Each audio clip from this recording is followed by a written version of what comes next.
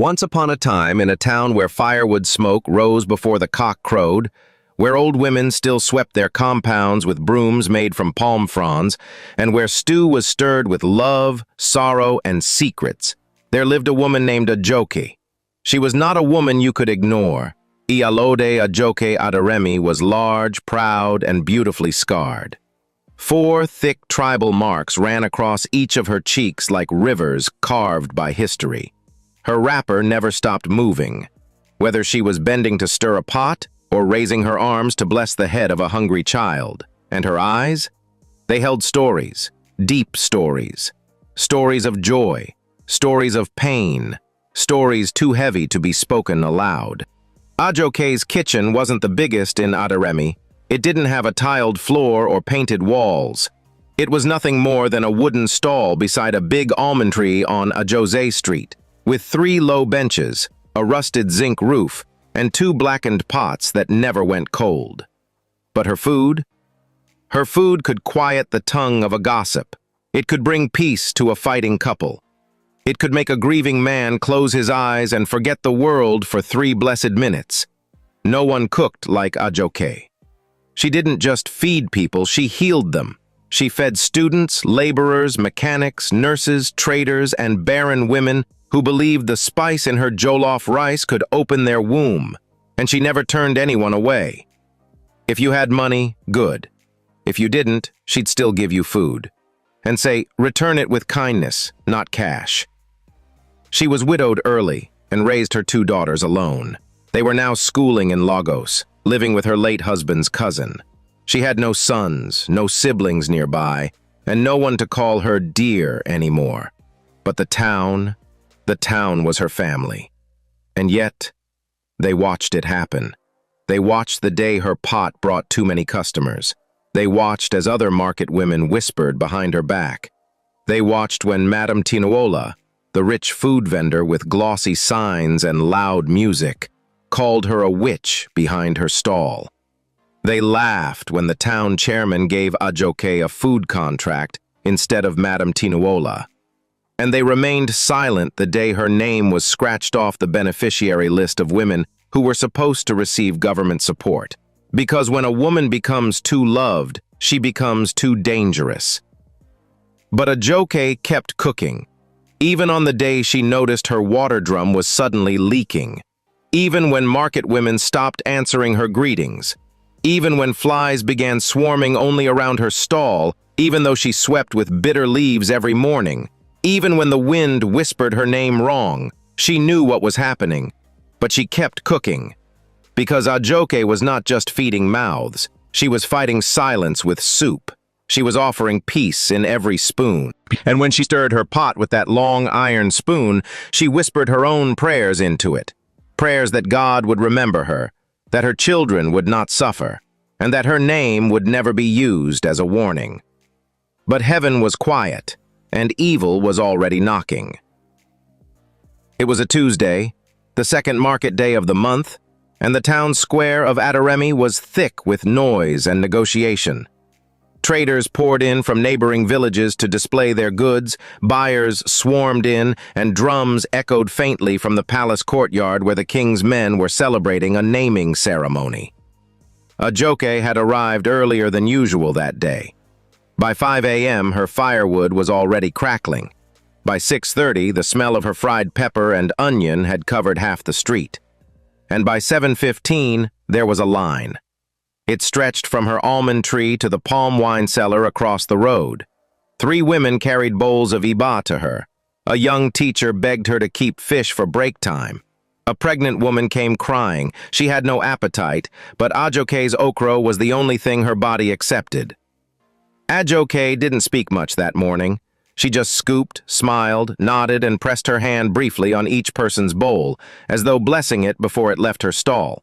Across the street, Madame Tinuola watched everything. Her own canopy sat nearly empty.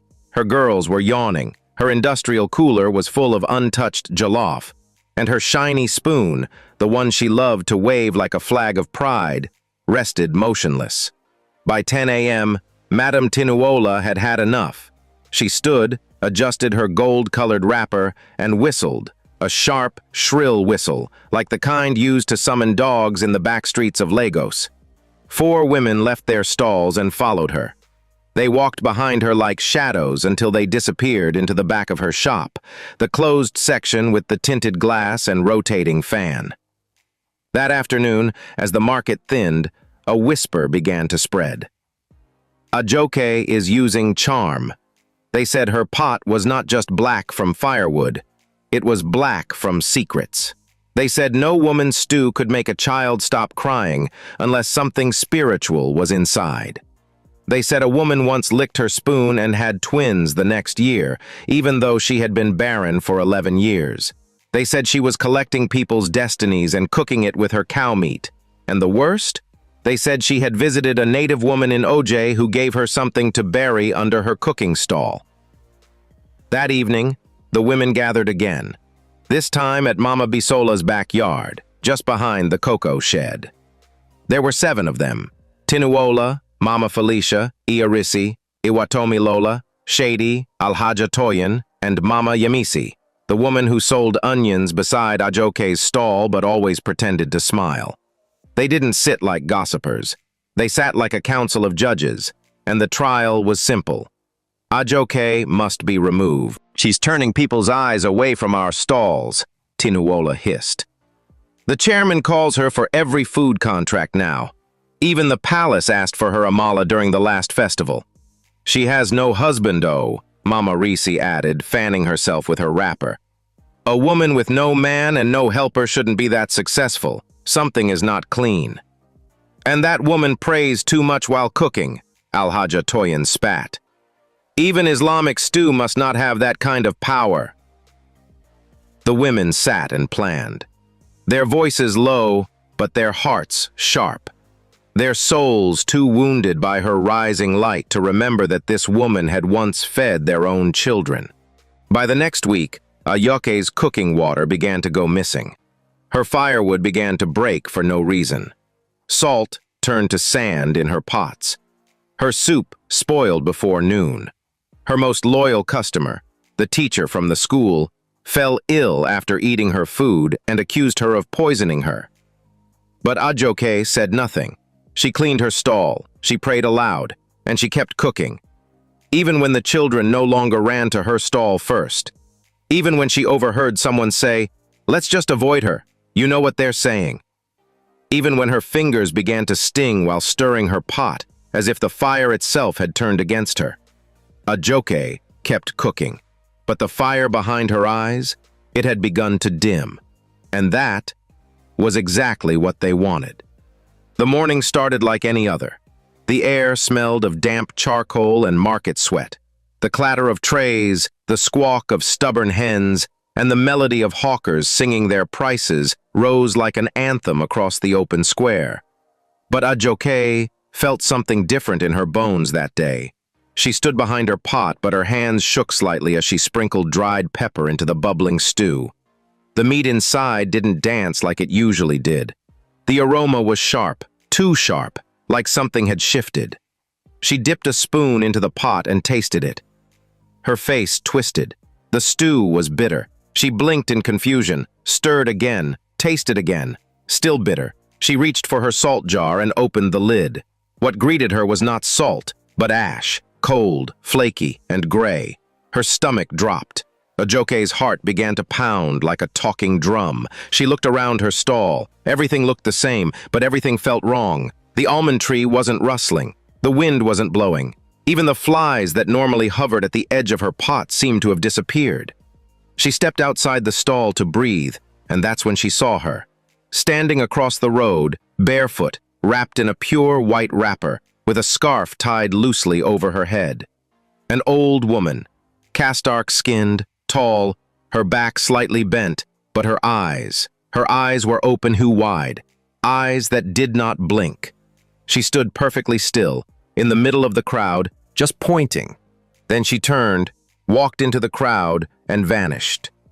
That same afternoon, while Ajoke sat on the floor of her kitchen trying to scrub the black mark on her pot that refused to fade, her neighbor Mama Yamisi walked past without a single greeting. Ajoke stood. "Mama Yamisi," she called out, You didn't see me today?" The woman hissed loudly, turned around and snapped. "So you're still talking to people, Abi? After everything that's going on in this market? You better carry your charm away from here before it's too late." Ajoke dropped her sponge. She walked out, her hands wet with soot, her wrapper dragging behind her. She was shaking. "Charm?" she repeated, voice rising. "You think I'm still here because of charm?" Mama Yemisi folded her arms. "People are falling sick after eating from your stall, children vomited, your own stew smells like poison. You think we don't know?" Ajoke's eyes burned. "You think I've worked this hard, loved this much, and fed this town every single day for 10 years, so that you'll accuse me of juju? You people are the ones with secrets," she said, pointing at the growing circle of women gathering to listen. "You know I'm clean. You know I've never taken from any of you. You know I've never even raised my voice, but it is my own food that's suddenly too sweet for you to understand." She turned in a slow circle. "Then let the ground swallow me today if I've used anything but pepper and prayer in my stew." Her voice cracked. "Yet swallow me now." But the ground didn't move. The women stared at her with faces hard as yam peels. Only one woman, a younger trader named Bisola, who once ate from Ajoke's pot while in labor, blinked away a tear. But she said nothing. She just lowered her eyes and walked away. Ajoke could not sleep. The taste of bitterness still danced on her tongue. Her pot refused to boil properly. Her firewood turned damp. Her eyes burned. She dreamt of the woman in white, standing at the foot of her bed, pouring water from her pot onto the floor. The water turned to blood. When she woke up, her wrapper was soaked with sweat. She prayed, but even her prayers sounded like echoes. The next day, Ajoke opened her pot and found shredded calabash in the middle of her stew, something she had not put there, something she could not explain. She screamed. People came running. She was crying, shouting that someone had entered her stall overnight, that someone had done something to her food. But the onlookers just stared. Some shook their heads. One man muttered, "She's losing her mind." A few children began calling her Mad Mama Stew behind her back. Then came the final blow. 3 thugs arrived at the market later that week, pretending to be sanitation officials. They had badges, polished boots, and they walked straight to Ajoke's stall with plastic bags. They dumped her coolers on the floor, searched her buckets, flung her bag of dry pepper into the sand.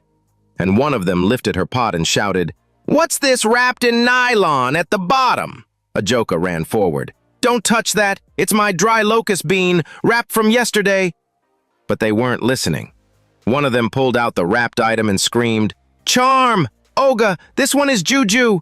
Ajoke screamed louder, "That's Iru! It's just Iru!" But the crowd had already started murmuring. Phones came out. A woman screamed, "Ewu! She's been feeding us jazz!" Ajoke tried to explain, but her voice was drowned by judgment. The market elders came. The case was heard, and without investigation, without pity, she was banned from cooking at the market indefinitely. Her stall was demolished the same day. Her pot rolled into the gutter. And no one, not one, stood up to defend her. Not the women she'd fed for free, not the mother whose twins were born on her food, not even the church elder whose soup she once paid for when his wife was sick. She went home that day, silent. The days after, Ajoke was banned from the market felt like mourning in slow motion. Her daughters in Lagos hadn't heard the full story. She didn't tell them. She only said, "Pray for me," and changed the topic. But those who lived in Adaremi could see her. The once bold woman with tribal marks that danced when she laughed now walked like her wrapper was filled with stones. She still cooked, behind her house this time. Under a crooked canopy, her neighbors helped her nail together. But something had left her eyes. The pot still boiled, the stew still simmered, but the joy was gone. And the town? The town looked away. Except for one man, Baba Dada, the man who sold firewood near the mechanic's shed. He was old, half-blind, and always chewing bitter cola. He came to her stall one afternoon and dropped a bundle of firewood beside her. "Take. No pay." Ajoke looked up in surprise. "Baba?" But he was already walking away. That night, as she tried to light the fire, the wood refused to burn. She struck the match again, and again, and again. Nothing. The smoke choked her.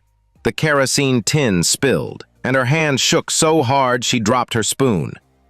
That was the first time she cried since the market turned against her. Not quiet crying, deep, body-breaking sobs. She bent over her empty pot, weeping into the same hands that once fed a town. The next morning, as the sun rose timidly behind the bread seller's fence, Shady came. Shady was one of the 7 women from the council that plotted against her, the youngest of them. She sold tomatoes beside the corn cellar. Slim, always pretending to smile, always licking her fingers. She came with an offering, a bag of rice, and a fake apology. "Ajoke, I heard what happened. Some of the women went too far. Maybe we can talk to the elders again." Ajoke stared at her, long and hard. Then, with a voice that cracked from pain, she said, "Tell them I forgive them." Shada blinked. "You do?" Ajoke nodded. "Yes, but tell them this too. I fed this town with love, and you all spat in the pot." She paused. "When your own hunger comes, may your tongues remember me." Shady left quickly and never came back. 2 days later, a young boy ran to her stall. He was panting. "Auntie Ajoke, I hear say dem dey plan something for you again." Ajoke looked up from her stew. "Who's planning what?" "I know Sabi, but I overheard Alhaja Toyin talking to Mama Risi near the shrine. They said you won't last till next week." Ajoke forced a smile. "Thank you, my child." She gave him a spoonful of stew and sent him away. But that night, she didn't sleep. She folded her wrapper, packed her pot, and sat in front of her house with a lantern, waiting. The wind howled. The next night, a Wednesday, Ajoke stayed up late. She had just finished cleaning her pot, humming an old song her grandmother used to sing when the yam was too soft. The moon was full. The town was quiet. Then she heard it, a shuffle, a whisper, a crack. She moved to the window, peeking through the torn curtain. 3 figures, moving in the dark just past her backyard. She froze. A minute passed, then another, then the smell. Kerosene. Then came the sound, a glass bottle smashing. Then, the light. Fire. Ajoke screamed. She ran to grab a bucket, flung water, screamed again, but the fire was spreading fast. It caught the edge of her shed, leapt to the oil drum beside her, and exploded into a cloud of smoke and flame. She screamed again, louder this time. "Help me! Somebody help me! Please!" But the street was silent. No one came out. Not the woman who lived across. Not the man she helped pay hospital bills for. Not even the one whose wedding she cooked for free. Ajoke tried to run through the back door, but something fell. A burning plank collapsed and trapped her leg.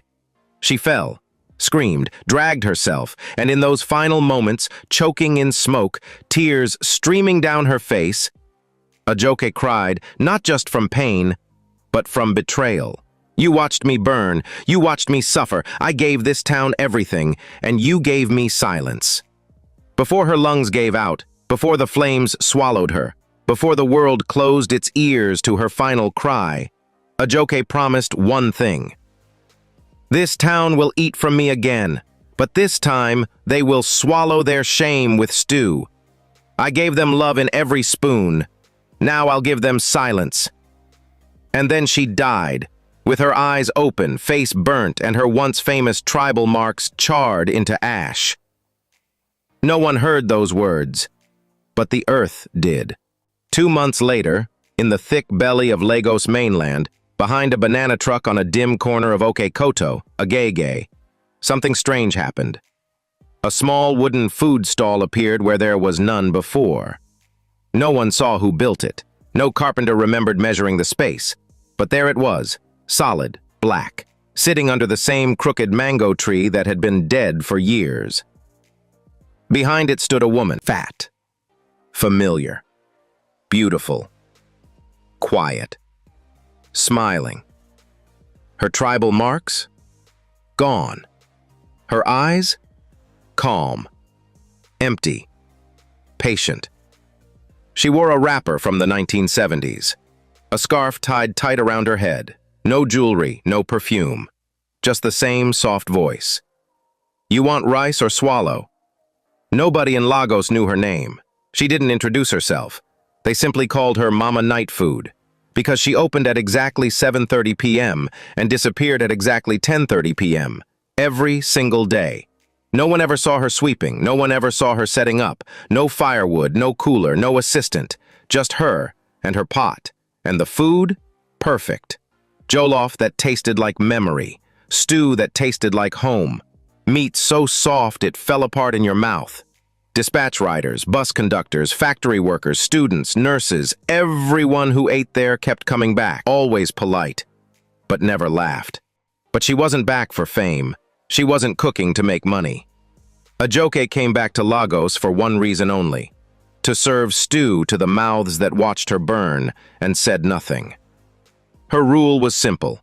If you're innocent, eat and go. If you're guilty, you will eat, and never wake up the same again. And she didn't kill with knife or poison, she killed with memory. When her targets tasted her food, they remembered the screams they ignored. They remembered her burning. They remembered the ash. They remembered the promise. And then, they faded.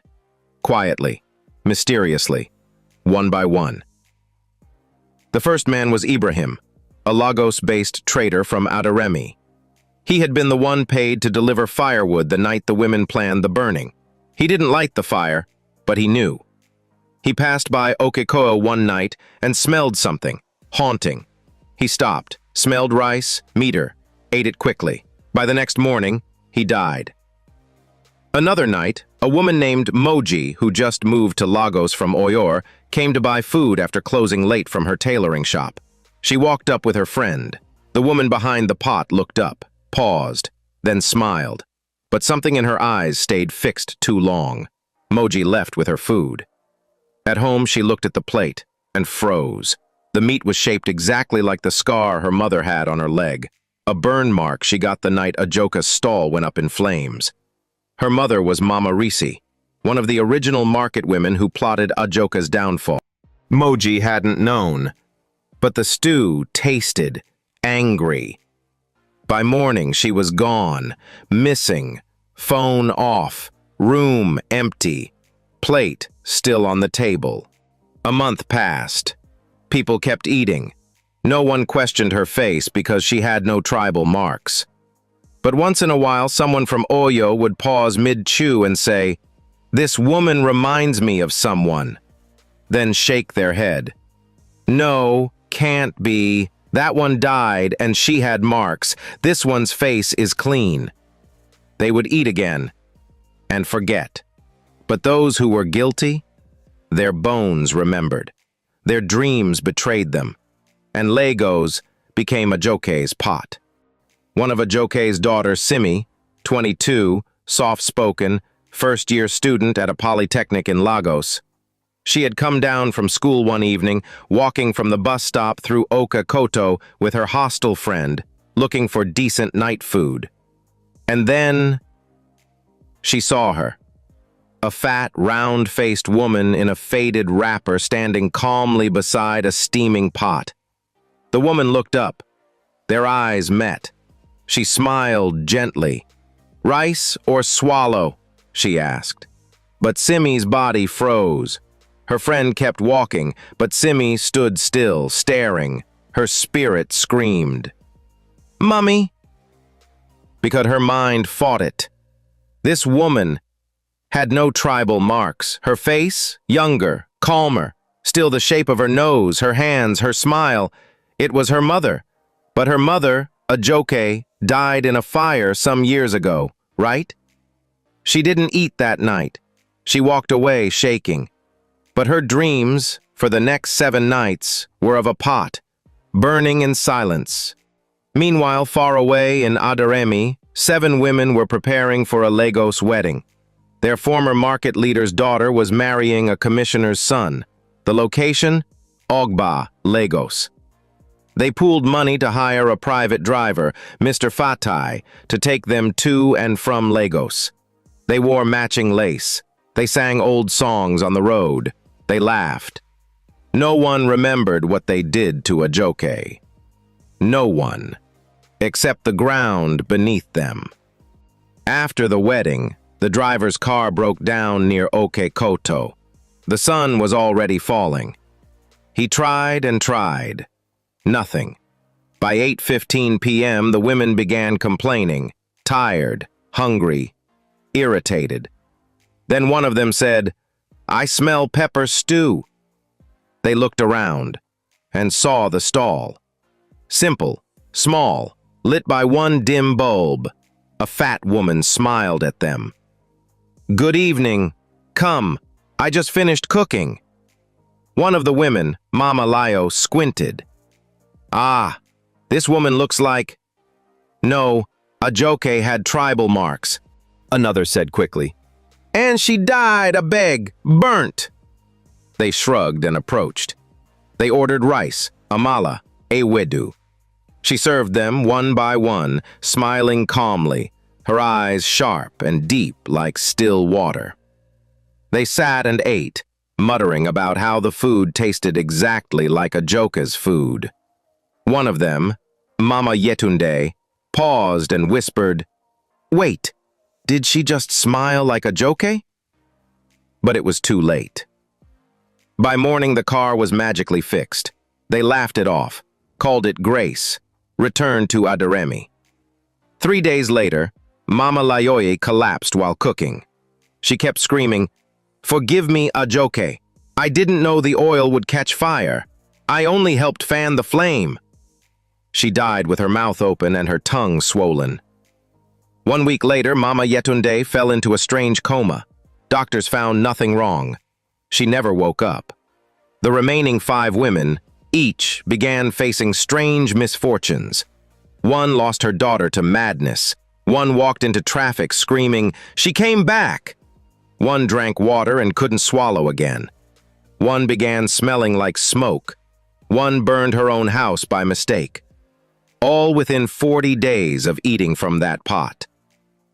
Now afraid, Mr. Fatai, the driver, who overheard some of the women's confessions before they died, went to the local chief in Adaremi.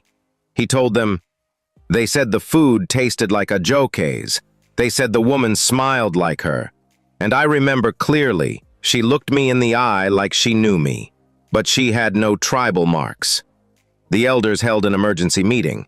They decided to send 3 trusted sons of Adaremi back to Lagos to confirm. The 3 men, Tayo, Seifiu, and Bamadele, arrived in Lagos and found the stall easily. They came separately, pretending to be strangers. They sat. They ordered food. The woman smiled, served them, and hummed a song none of them had heard in years. Ajoke's cooking song. That was when Tayo trembled. He looked up and whispered, "It's her, God. It's her." Suddenly, the bulb above the stall flickered. The wind stopped. The woman looked up and smiled again. Then, she disappeared, right before their eyes. Her pot turned to ashes. The bench they sat on caught cold fire. It burned without heat. They ran. Everyone eating her food that evening ran. Lagos stood still. They returned to Adaremi shaking. The town held a silent mourning, not because they lost the women, but because they buried the truth. Ajoke's daughter, Simi, eventually found her way back to Okekoto weeks later. The stall was no longer there. Just the mango tree, now blooming red flowers, and beneath the tree was a small wooden sign. For the hands that cook with love and the mouths that forget too quickly. Simi stood still, tears in her eyes. In this life, do not be too quick to bury the truth. Sometimes, the very people we destroy in our jealousy are the ones God sent to help us. Ajoke was not just a cook. She was a blessing in human form, sent to feed her community with dignity, love, and clean hands. But when envy, lies, and hatred blind us, even angels begin to look like threats. And when justice is ignored on earth, sometimes it cooks in the spirit, and it will be served one steaming plate at a time. Let this story remind us all, never laugh when others are rising. Don't destroy what you can't create. And never forget, the mouth that speaks evil will one day eat from the pot it cursed. Thank you so much for watching this powerful African folk tale. If this story gave you goosebumps or reminded you of someone you know, drop a comment below and share your thoughts. Have you ever heard a story like this before? Do you believe in revenge from beyond the grave? Let's talk in the comments. Drop Ajoke deserved better if you were touched by her story. Drop never let envy win if you believe jealousy ruins destinies. And don't forget, this is African Tales by Ima Day. We bring you the deepest stories, the realest truths, and the spookiest folk tales that stay with you long after the video ends. Like, subscribe, and turn on the notification bell so you never miss the next mind-blowing tale. See you in the next video. And remember, not every food is just food. Some carry stories. Some carry spirits. Watch what you eat at night.